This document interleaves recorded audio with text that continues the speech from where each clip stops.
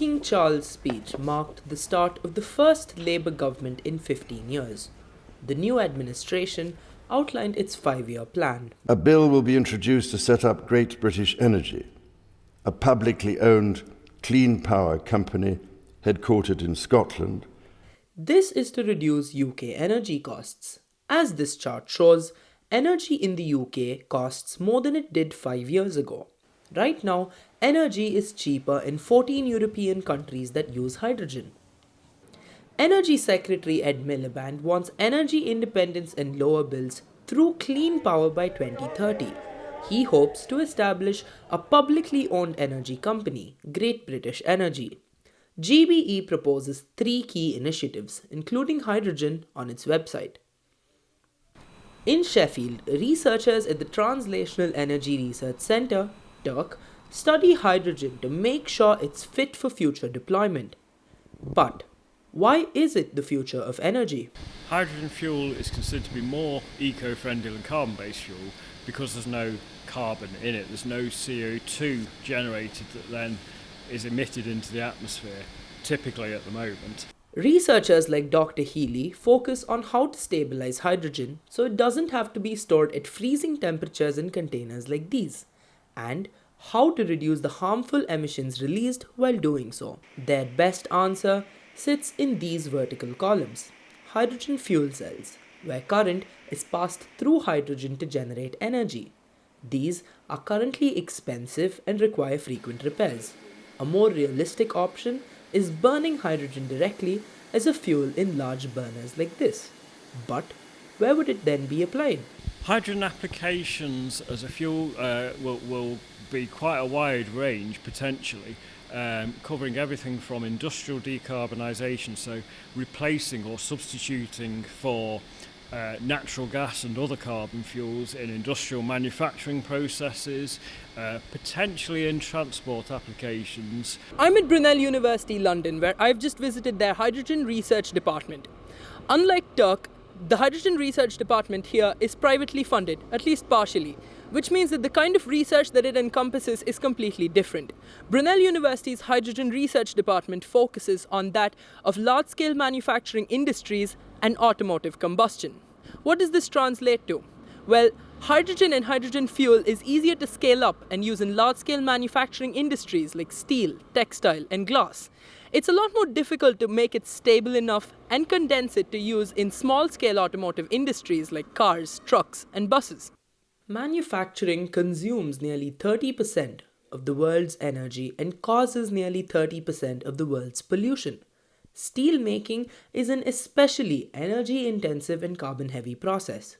Tata UK, the country's biggest steel manufacturer, recently switched to electric furnaces. However, advocates for the environment want to see hydrogen used instead, like this Swedish steel plant is doing here. So there are options to do things like tankers and lorries to deliver it, but that really impacts things like security of supply. So if a lorry or a ship doesn't turn up and you need to stop operating, then that's not a good position. So really, we need the permanent infrastructure in place to support secure deployment of hydrogen. The UK handles nearly 5,000 daily flights, plus many overflights, most of which are manufactured by Airbus. Airbus has over 300 flights in the UK's airspace and aims for a zero-carbon flight in a decade using hydrogen. But it's the airports that could really use hydrogen. Our model to get hydrogen into the airports is to have hydrogen airport hubs. And the idea is that airports can start operating on hydrogen even before our aircraft are available, because they can then decarbonise their airport operations, so they can heat or cool or whatever their airport using hydrogen for power. Hydrogen fuel comes in many different forms, but the 3 main ones are blue, pink, and green. Blue hydrogen is the least environmentally friendly. You burn fossil fuels in machines like this one to generate it. Pink hydrogen relies on expensive and often high-maintenance nuclear technology. Green hydrogen is where we need to get to. It's clean hydrogen made at solar and other renewable plants like this without a carbon footprint. The new government plans to invest in green hydrogen for a sustainable supply chain. However, hydrogen has its limitations. If produced in the UK, it needs fossil fuels, as there aren't enough renewables to sustain the process. But global trade may be a solution to this issue. In particularly countries like Middle East, where they have a large amount of renewable capacity, particularly solar, yeah, but they have very little energy demand, then the role of ammonia or methanol comes into play, because you can make from solar, you can make through electrolysis green hydrogen, and you can turn out either ammonia and methanol, and then you can ship that as a commodity, a low carbon commodity. Hydrogen technology is promising but faces challenges. Consistent government funding is crucial, and so far the government has let researchers down. This means that some researchers like those at Brunel accept funding from the petrochemical industry.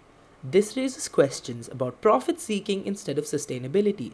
Environmental advocacy group Greenpeace, who chose not to be a part of this project, echoes this feeling. But not everyone feels this way.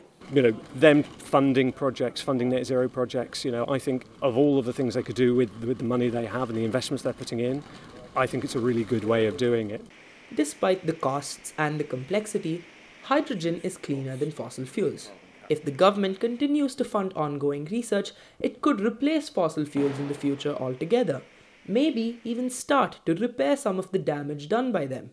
Should they set up GBE, profits from green hydrogen would fund future energy projects instead of corporate gains. The future of hydrogen technology may be uncertain, but it's exciting for sure.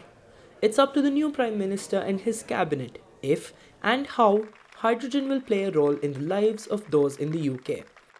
Reporting for City News International, this is Adithya Dattatreya.